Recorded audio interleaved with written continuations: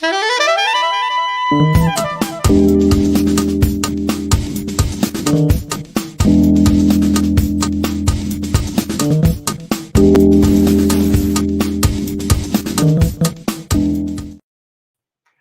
good morning, good evening, good afternoon, maybe even good night.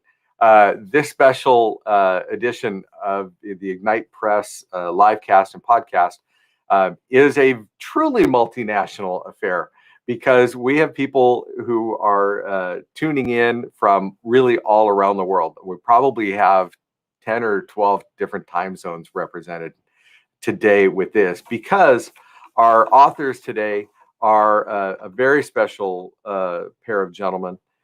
One, a professional airline pilot, and the other one, a professional speaker and business coach. And I'm so excited to bring on our guest today. And they are Octavian Pantish and Captain Emil Dobrovolsky. And I'm just so excited to have you guys on today so we can talk about your book, Dark Cockpit. Welcome, gentlemen. Thank you, Everett. It's a pleasure to be with you. Thank you for the invitation. Thank you for the invitation. So let's see, where are you guys today? Where did we catch you? Bucharest, Romania, Eastern Europe. All right. And Emil? Bucharest. I just came back from Paris. I had the flight in the morning, so I'm back home.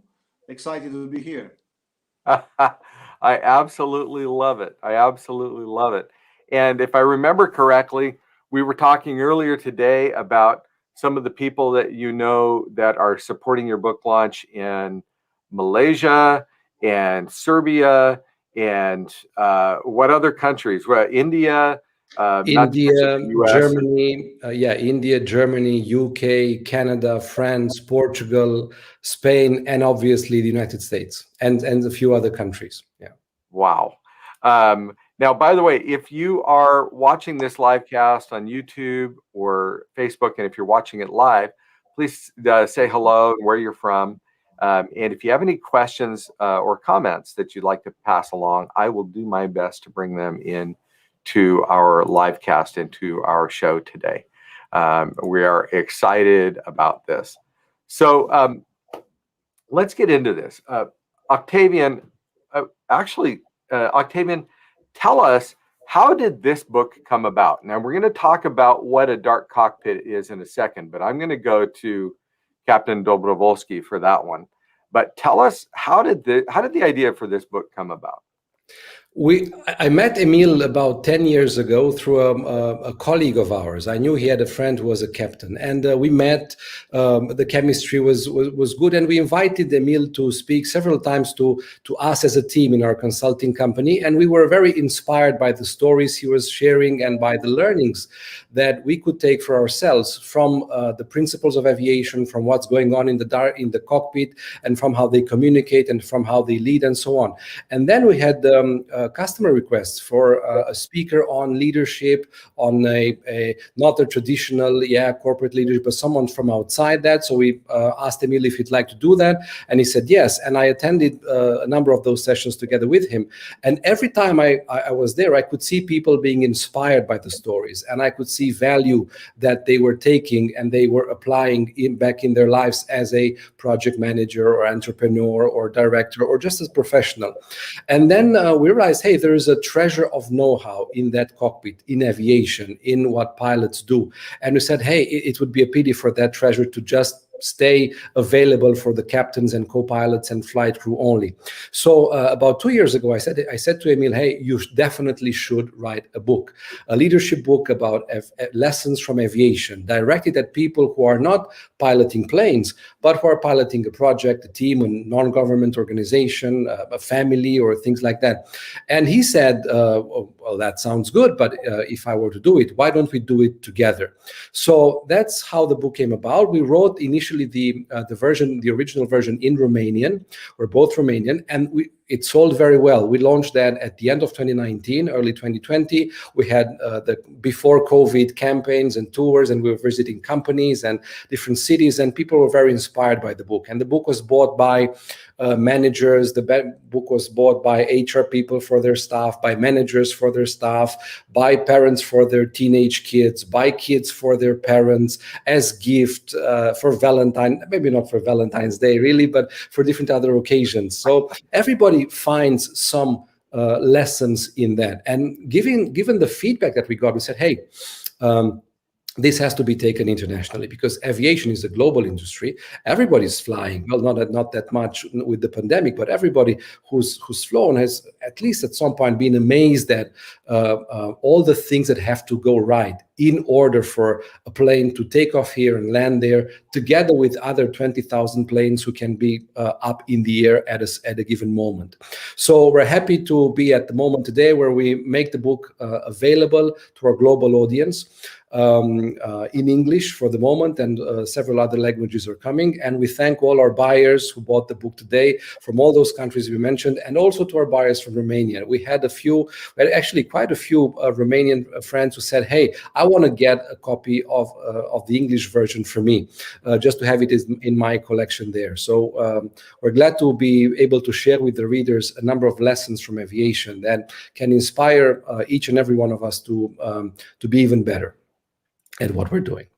Now, this is terrific. And by the way, I would be remiss not to let people know that, yes, this is a special international launch of the English edition of the book. And we're just grateful that we have it available now in English. It is available today. People can pick it up on Amazon in Kindle or paperback version. In the US, it's 99 cents, but that pricing has been carried across the world. So that you can get the Kindle at a very affordable price today. Certainly encourage you to pick up that Kindle version, as that's part of this launch strategy. But of course, the paperback is also available in most markets as well. So please pick up your copy. All right, Captain Dobrovolsky, let's go to you. Tell us, what is a dark cockpit?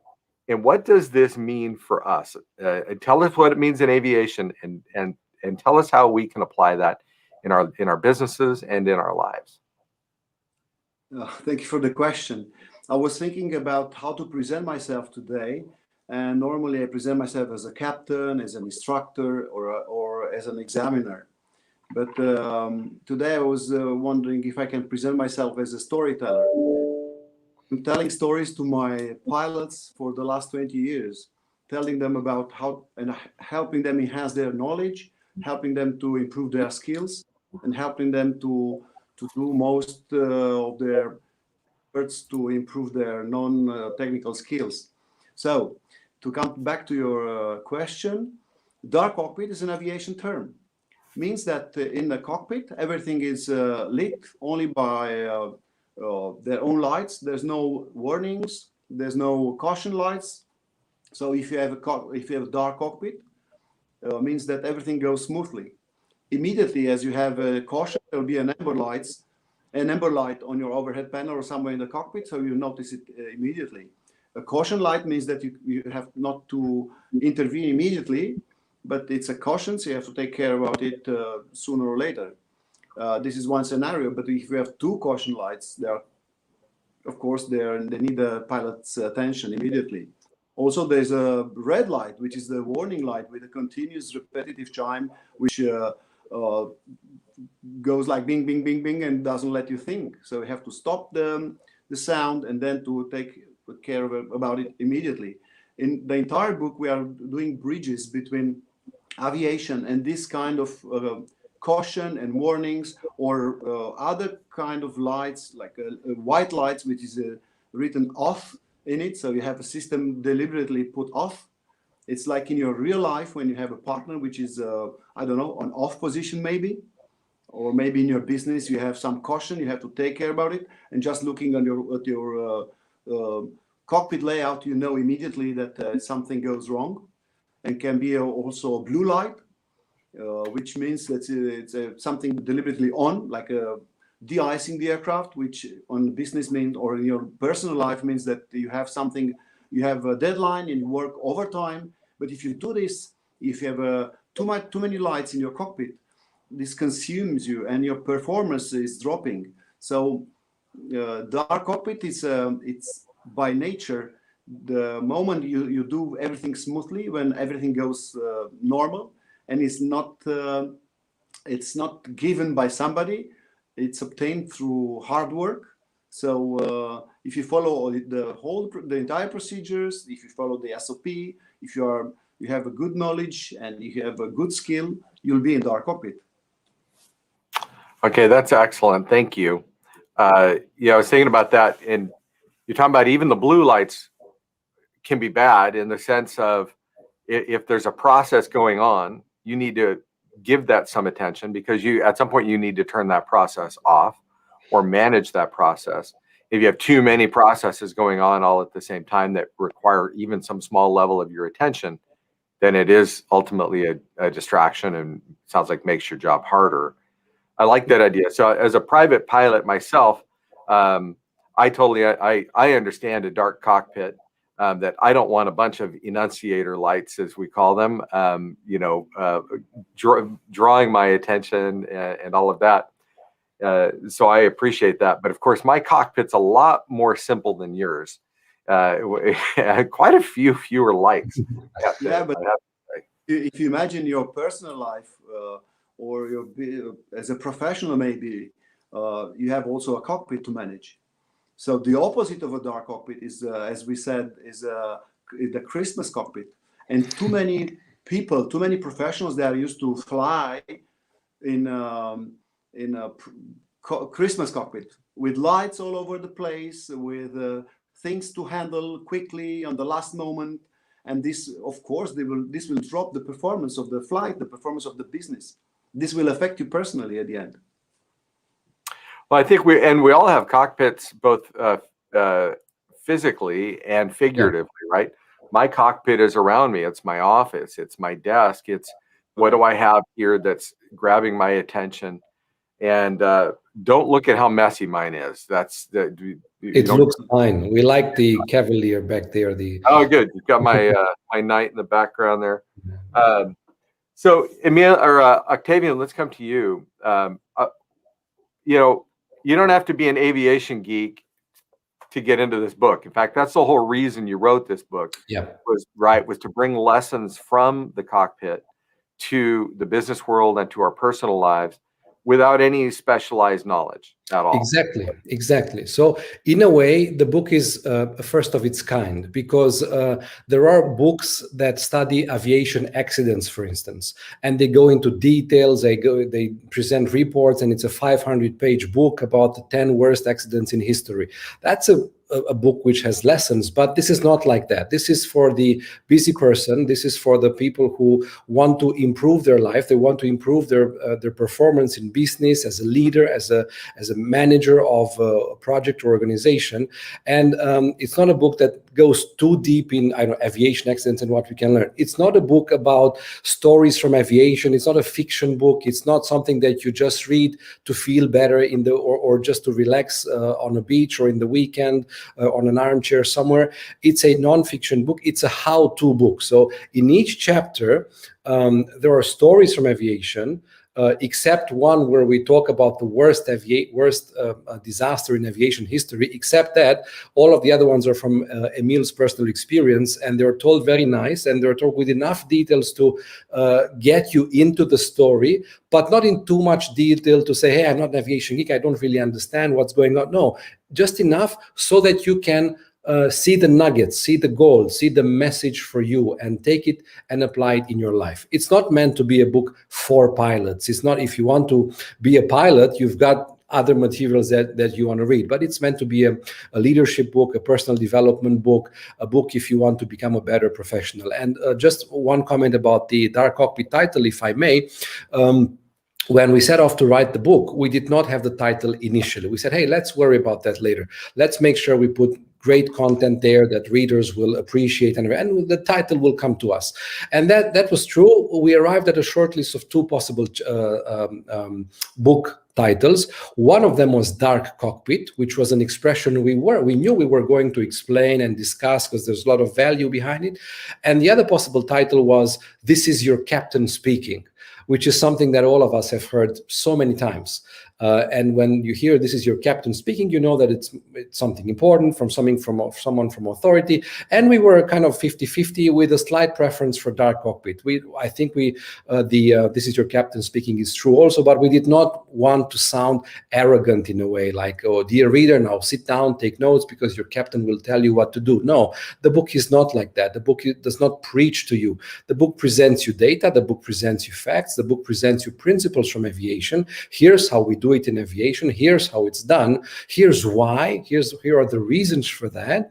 And then we build bridges into the life of our reader, into your life who are watching us now. And thank you for your attention, with the goal of making it as easy as possible for you to apply everything that we're discussing here. We shared the book title with some friends, and what do you think? And some of them said, oh, it's nice, it's intriguing. A few of them said, no, it sounds negative. And so we said, we don't mind that it sounds a little negative, because we know it's not.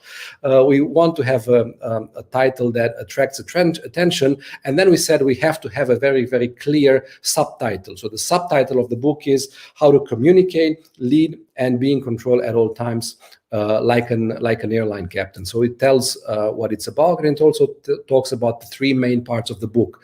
The communication, which is done super, I wouldn't say perfectly, but it's done super nice in aviation, super effectively, because just imagine, with so many planes, you really cannot afford a miscommunication, that a plane understands something and lands or takes off or does not take off. You really don't want that.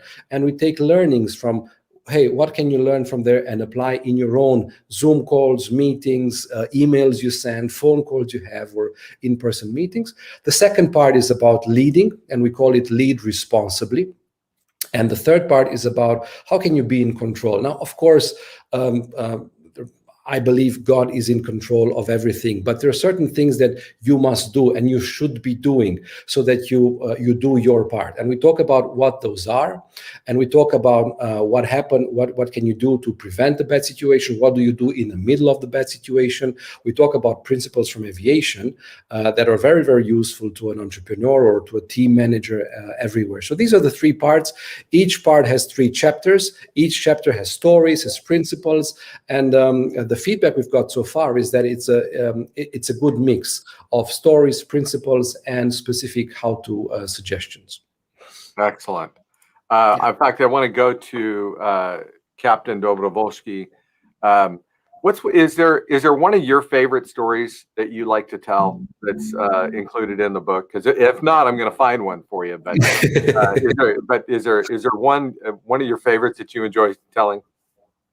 No, I want to tell you the story. I never told it before. It's about how I wrote and we wrote together the last chapter of the book.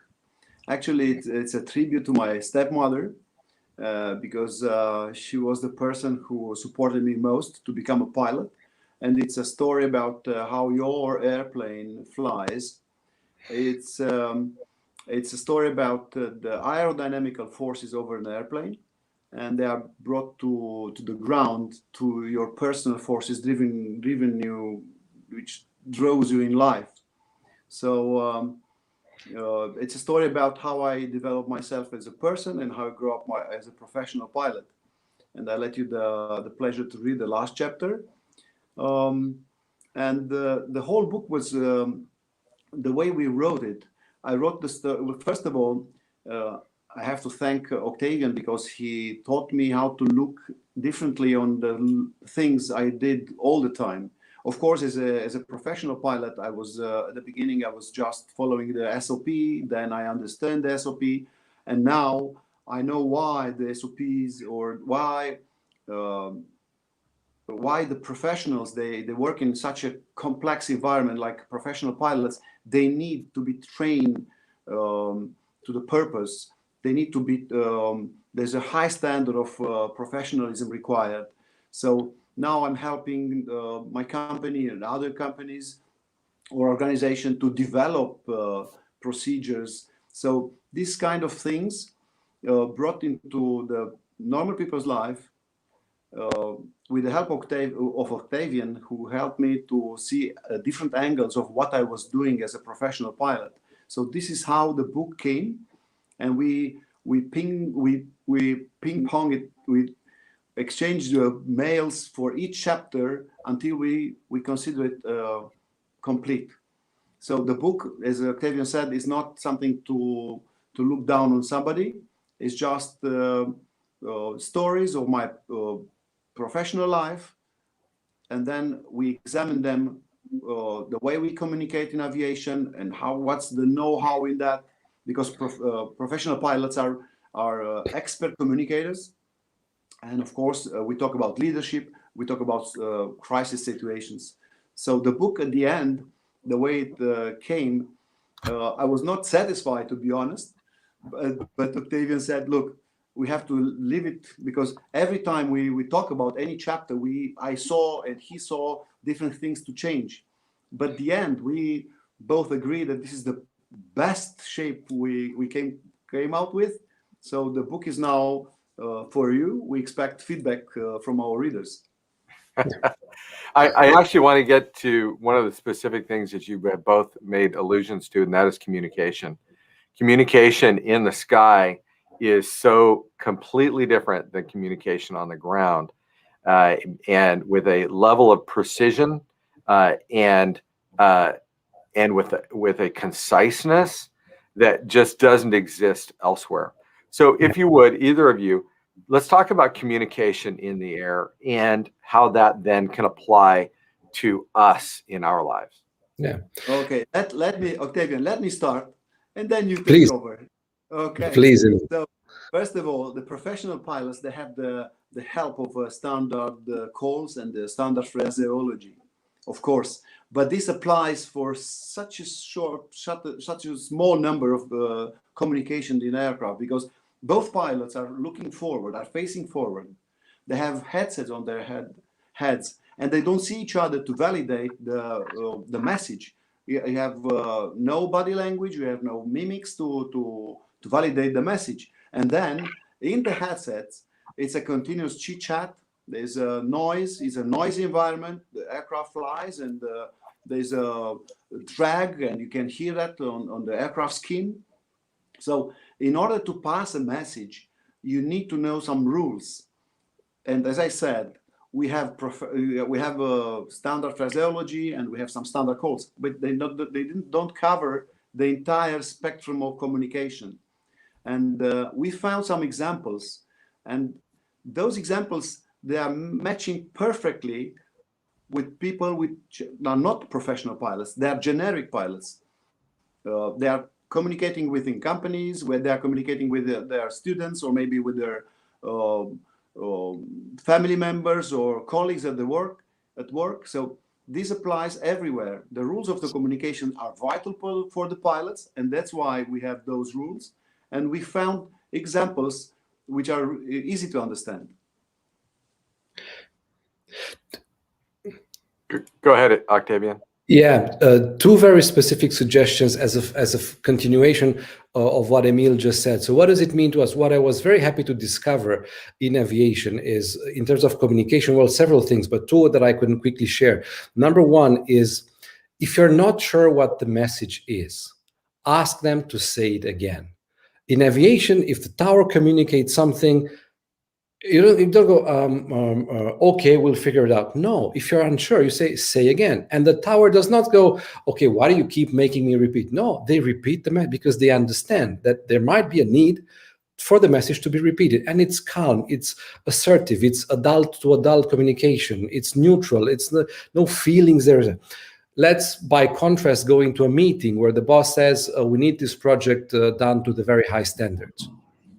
And we in a team go, okay, but these very high standards might mean different things to you or to me or to someone else who's not in the room, whom we then need to write an email to and explain that to. So whenever you're not sure what the other person says, ask them to repeat the message, ask them to give an example, ask them to say what they mean, because it's better to spend a few more minutes now than to get the project done at a level that you thought was high level, which it turns out was very different to what that manager thought was a high level, and that would be that would probably lead to serious discussions or counter arguments or meetings that could easily have been avoided if I had just asked for clarification. So number one, if you're unsure, ask for clarification, ask them to repeat the message, no worries.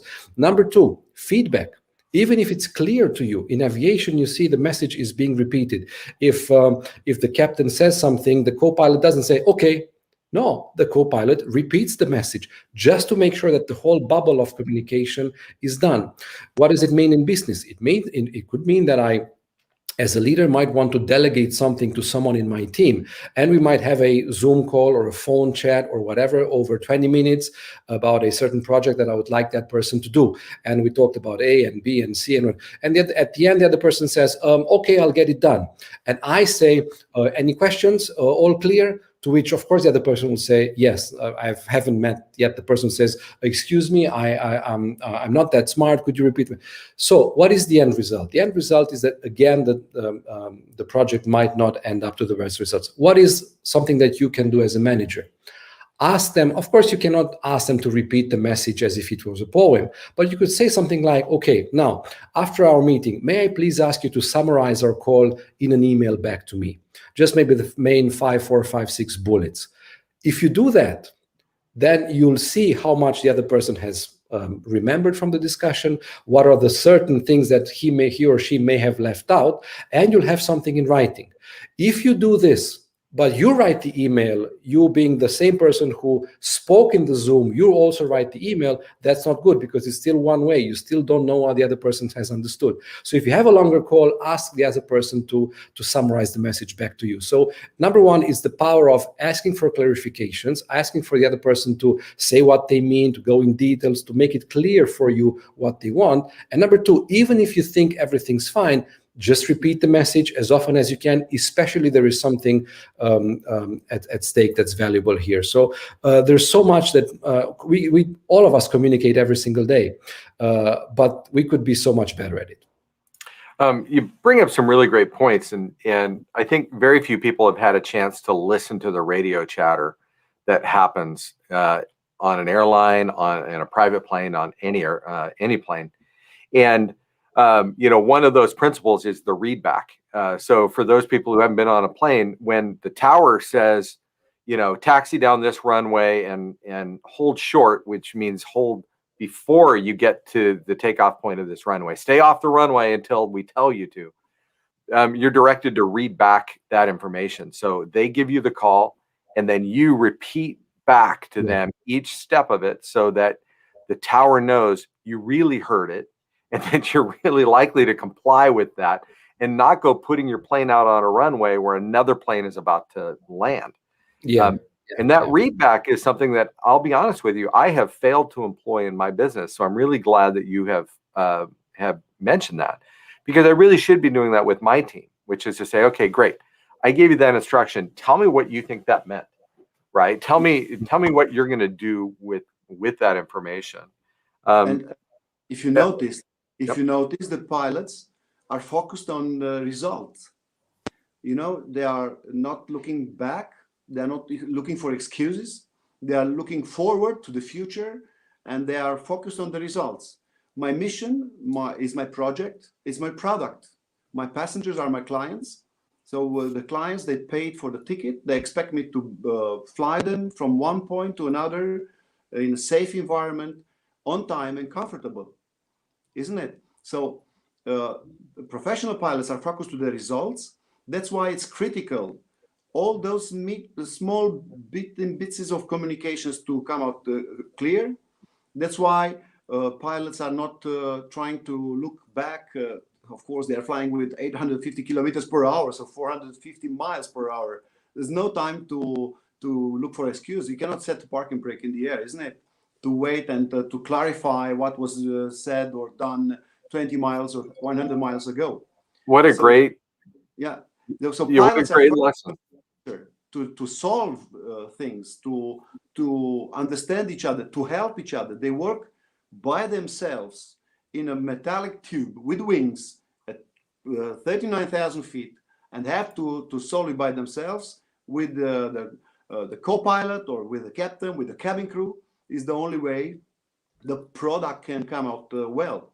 So as a conclusion for this thing of communication, the pilots are focused on results, and the results should be always the right one. You know. I think it's excellent too, because it brings up another point that you guys mentioned. That communication is happening. It happens without animus. It happens. It's look. I want you to go. I want you to go do this. Not, I'm really mad at you and I'm really ticked off at my wife and I want you to go do this, darn it. You know, it's none of that. It's okay. All that stuff has to get set aside. I'd like you to go accomplish this. And Emil, your point about its results, we're not going to complain about we got 1%, 1 or 2 degrees off course back there, and we're going to argue about that. It's no, we got to go land the plane at that proper destination and do it correctly. Like you said, it's results. We're going to deliver those results. And it doesn't serve us to really get all upset about some procedure we messed up a little bit back there, provided that we can get there and get past that. So I really appreciate that. Now I've got a couple questions here that are coming in from our audience. So Kostin earlier, by the way, let me first share this because he said earlier that he's looking forward to reading the English editions. That Emil has great lessons and leadership stories, while Octavian brings in excellent storytelling and practical advice. And then he asked this question. He says, I really think this is also excellent reading for this period of challenging times. Could the authors mention 1 to 2 tools or pieces of advice from the book for these changing times? I can go first if I may. One thing that I learned, I learned many things while writing the book and while researching the aviation in the last few years and everything. One of the things that I was very impressed with when Emil was sharing the stories about every pilot has to go into a simulator twice a year, and they are trained and they're equipped or trained to handle specific situations where something goes wrong. There's no hydraulics, there's no engines, there's no whatever. So in that situation, what they're trained to do is focus on what works. So if not everything works smoothly, okay, that could happen. In fact, a few things could work really bad. I mean, there's no engine, for instance, or you cannot maneuver the plane. But still, some things work. You can still communicate. You can still glide the plane. Focus on what works. And I suppose that's a great message for us too in this pandemic. There are many things that are not right?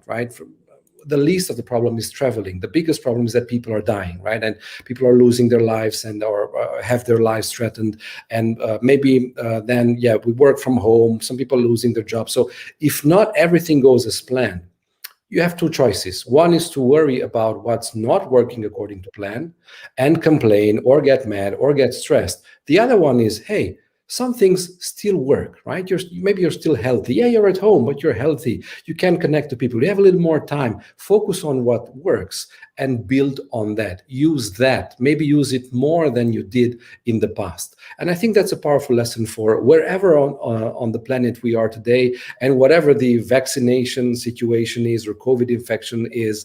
Hey, focus, find out what's okay, find out what's good, find out what you still have, and build on that. Use those strengths as a stepping stone to move forward. Also, excellent advice, because I look back to, let's say, a year ago, and at the beginning of the pandemic, and even for months after, there were people who were completely psychologically stressed and freaked out about what was going on in the world. And yet, in their personal lives, probably 95 to 99% of things were essentially unchanged. Maybe tweaked a little, Okay, yeah, you got to shop differently. You got to, yeah, you can't do the same things you might socially or whatever, but still you got up, you slept, you had a place to, you could live. But if you're focusing on that which is broken, how can you even enjoy or take advantage of that which isn't? And so what a great lesson. It's almost like, and Emil can speak to this. If you're flying a plane, and let's say it's a 2-engine plane and one of the engines goes out, okay, all right, the plane's not going to just suddenly fall to the ground unless you spend so much time focusing on fixing that one broken engine that you forget to fly the plane. Right. If you fly the plane first and then troubleshoot the problems, right, Captain? Yeah.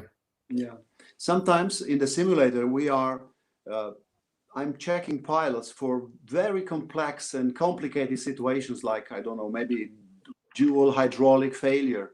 So it's such a long procedure, and for pilots to finish it properly, to check for landing configuration or for landing speed or for landing distance, they have to prepare the aircraft for about 35 minutes or so.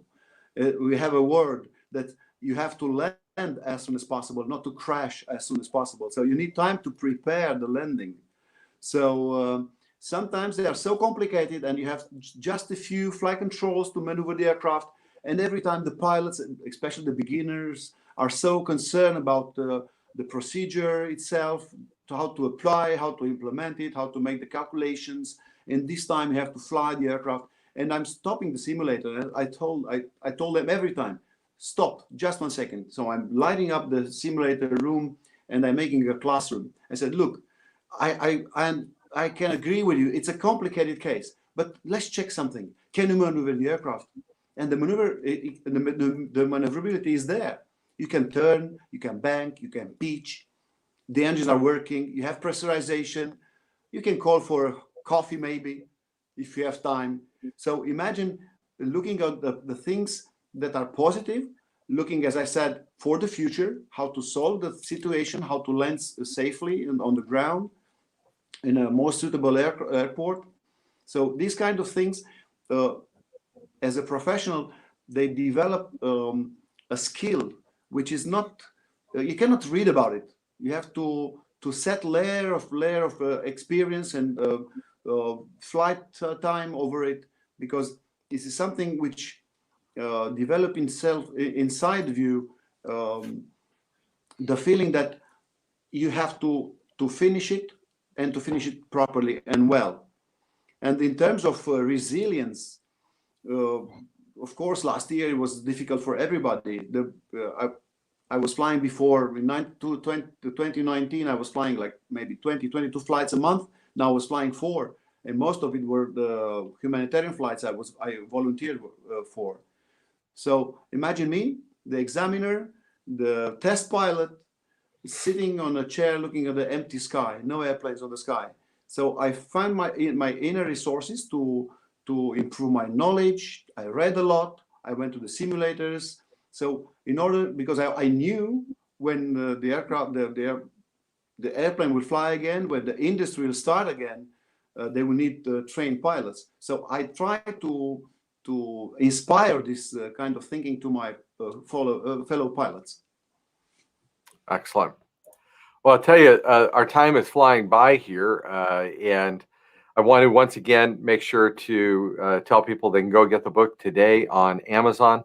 If you are watching this live or watching this on the day of its launch, then you can pick up that Kindle version for 99 cents or its equivalent throughout the world, and recommend you do that.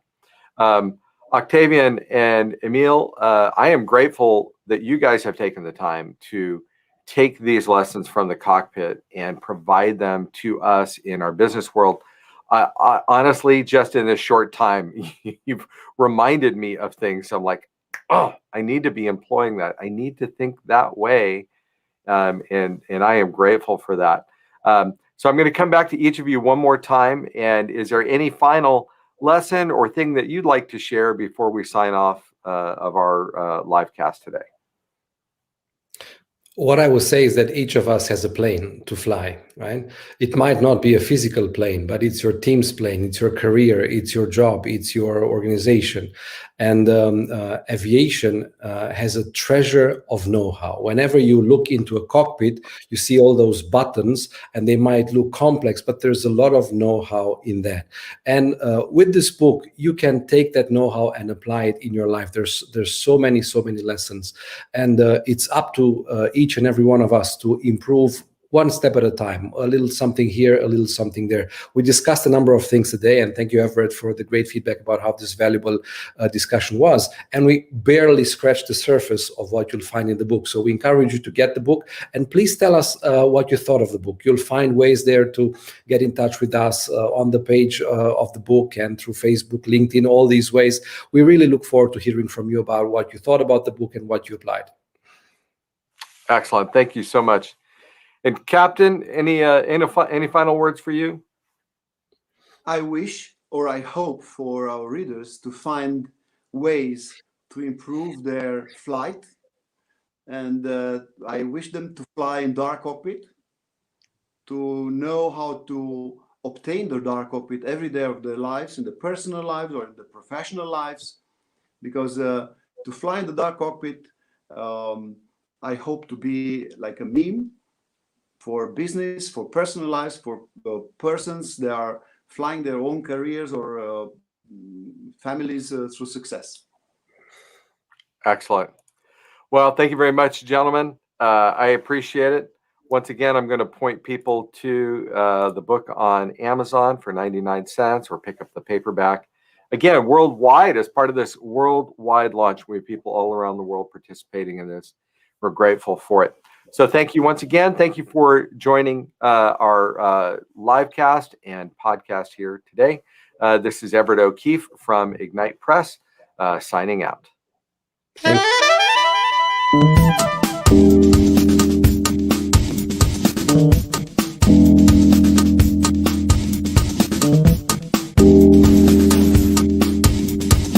you.